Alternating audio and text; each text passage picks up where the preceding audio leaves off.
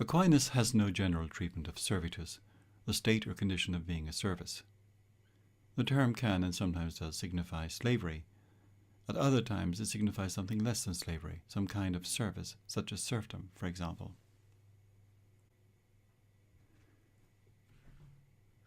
In marriage and in the religious life, one is quasi-servitus, inasmuch as one has given up a certain freedom to do as one wills. What can be bought and sold is the service of the slave, and slaves retain the right to eat and sleep, marry and have a religious life. Moreover, slaves cannot be killed or deliberately harmed or aggressed against sexually. Finis believes that Thomas simply accepts slavery as a fact of life, which exists only as a consequence of sin and human wrongdoing. The master-slave relationship is a consequence of sin. In this relationship, the rule of the master over the slave is for the master's convenience. Where one rules another for that other's benefit, we have a form of rule that existed before sin. Human society would be inappropriately ordered if it were not regulated by those who are wiser than others. The condition of servitude exists only in positive law. By nature, all men are equal in liberty. Finis notes that Thomas passes up the opportunity to condemn the institution. If this is so, then Thomas's position is firmly in line with the then existing tradition.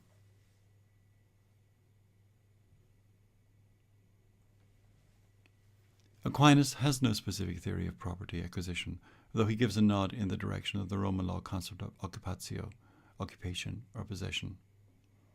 This occupation, which takes from the commonality, is so that the owner can use that which he acquires to share with others.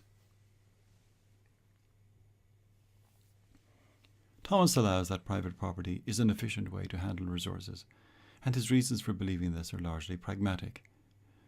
Commonality in ownership tends towards neglect. Work is avoided, projects are confused and ill-directed, and we can have disagreements and discord. Despite these advantages of private ownership over public, the ultimate disposition of goods is still oriented towards the community as a whole. Thomas holds that while natural resources do not belong to any particular person by nature, he writes, if a particular piece of land be considered absolutely, it contains no reason why it should belong to one man more than to another. Nonetheless, he says, it's not unreasonable that in certain circumstances it should be held privately. And he writes, but if it be considered in respect of its adaptability to cultivation, it has a certain commensuration to be the property of one and not of another man. The private appropriation of natural resources is not dictated by the natural law, yet is not contrary to it either. Thomas writes, community of goods is ascribed to the natural law, not that the natural law dictates that all things should be possessed in common, and that nothing should be possessed as one's own, but because the division of possessions is not according to the natural law, but rather arose from human agreement which belongs to the positive law. Hence, the ownership of possessions is not contrary to the natural law, but an addition thereto, devised by human reason. Natural law doesn't decree that all things are to be held in common. Rather, within natural law, no property distinctions are made. This requires human agreement, and so belongs to the sphere of positive law. On the other hand, material goods are provided for the satisfaction of human needs, so whatever dispositions are made with regard to private property in positive law cannot be such as to obstruct man's ability to satisfy his material necessities. Thomas goes on to say that whatever a man has in superabundance is owed of natural right to the poor for their sustenance. Still, many people are in need, and as a person cannot help everyone, it is left to a person's initiative to provide for the assistance of those in need. Where a person is in desperate straits, in imminent danger of privation, he may take what he needs from another person's possessions, and such taking is not, properly speaking, robbery.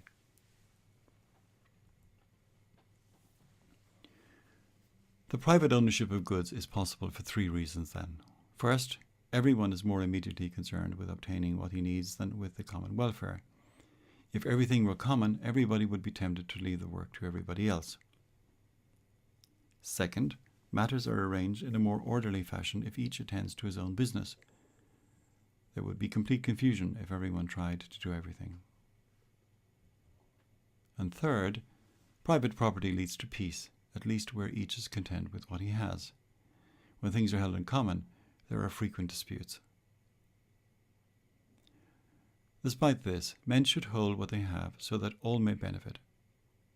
Thomas writes, men should not hold material things as their own, but to the common benefit, each readily sharing them with others in their necessity. Whatever one holds as it were, in trust.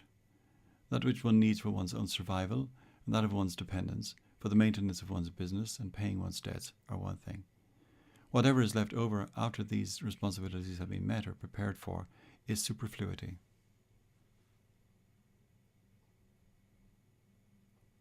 Finis writes, then Aquinas' theorem is twofold. 1.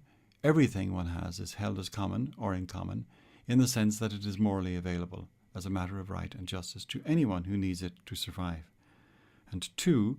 One's superflua are all held in common, in the sense that one has a duty of justice to dispose of them for the benefit of the poor.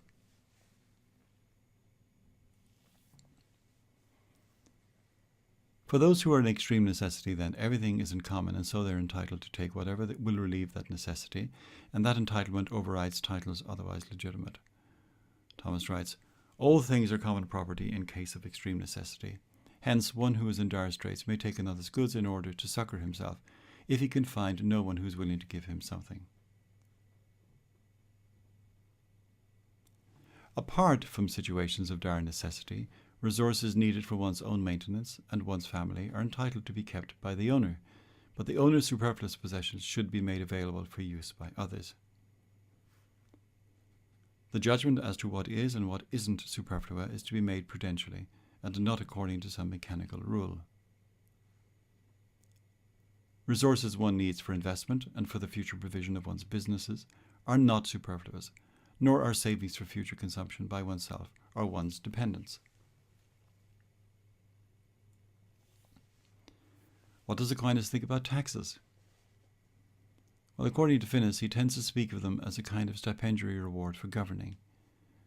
More than that, as rulers have an obligation to make provision for a distribution of goods for consumption, laws can be made regarding the superfluous possessions of some, so that taxes can be imposed legitimately for redistributive purposes. It could be argued that Aquinas is economically naive in failing to realize that economics is not a zero-sum game, in which if Tom is rich and Dick and Harry poor, Dick and Harry must be poor because Tom's being rich is the cause in some way of their poverty. Thomas cannot respond to this argument, of course, but Finis does, and his response is precisely to assert the doctrine of zero-sumness. Finis writes, if some have a superabundance, more than they need for their business, their legitimate savings, and their other responsibilities, then others must, in the real world, be going short of what they are entitled to. For if we set aside the possible world in which everyone, everywhere, has enough to meet all their needs, superflua truly belong to others. Anyone who keeps them is depriving, and indeed stealing from, those to whom they should, by one means or another, have been made available.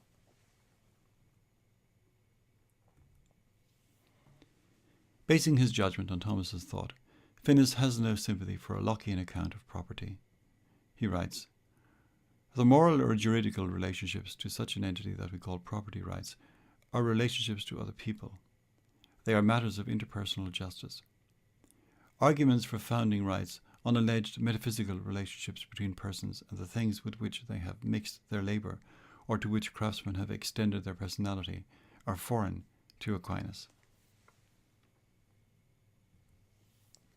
Furthermore, Finis flat out denies that Aquinas gives any support to the view that one owns or has any property right over oneself.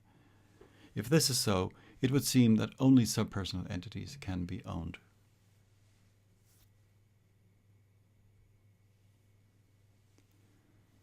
Thomas condemns usury, which is the taking of any interest, not just the taking of excessive interest, on the loan of money. The reason for this, according to Thomas, is that usury involves selling what does not exist, and that's contrary to justice. In the case of certain things, we cannot sensibly distinguish between their use and the things themselves. So, wine is for drinking, and when it is used up by being drunk, nothing remains of the wine. To try selling someone wine on the one hand and the use of that wine on the other would be to try to sell the same thing twice. For the same reason, he says, he commits an injustice who requires two things in return for the loan of wine or wheat, namely the return of an equal quantity of the thing itself and the price of its use. This is usury. However, where a distinction can be drawn between the use of a thing and the thing in itself, we have a different situation. So, we can distinguish between a house and the use of a house. The house is not consumed by its use by any person over a certain period of time. And so Thomas says, for this reason, it is permissible for a man to accept a price for the use of a house, and in addition to sell the freehold of the house itself. Basing his ideas on Aristotle, Thomas appears to think that money seems to be more like wine than the house. He writes, the proper and principal use of money lies in its consumption or expenditure in the business of exchange. For this reason, therefore, it is wrong to accept a price or money for the use of a sum of money which is lent. And just as a man is bound to make restitution of other things which he has unjustly acquired, so also must he restore the money he has obtained from usury. In short, Thomas makes a distinction between A, situations where we can distinguish between the use of a good and the good in itself, and B, those situations where we cannot. Money is assimilated to situation A, and so usury is condemned. It's hard to know what one is to say to this claim except to note its complete failure to appreciate what it is that money really is. What that is something that will become more apparent as the centuries pass, and in that context, a significant refinement of the notion of usury is a corollary. See the subsequent lectures on medieval economics. Despite his condemnation of usury, Thomas, astonishingly, concedes its usefulness, and so allows that, even though sinful, it goes unpunished. He writes, human law permits usury, not as though considering to be just, but to avoid interference with the useful activities of many persons. And Finis remarks blandly that the law can permit economic injuries, such as usury, for the sake of economic benefits. Thomas's reflection on the moral status of trade broadly follows his thoughts on usury. Taking the Aristotelian line on this, he writes that trading, considered in itself, always implies a certain baseness, in that it has not of itself any honest or necessary object. Despite saying this, he goes on to give a grudging acceptance of profit-making, saying that profit doesn't necessarily imply anything vicious or contrary to virtue, provided such profits are used for legitimate purposes, such as the upkeep of a household or the assistance of the poor. Trade for the public welfare to provide the necessities of life for the community is permissible. Thomas finishes this passage with a curious remark. Trading, he says, is lawful when a person seeks profit not for its own sake, but as a reward for his labour.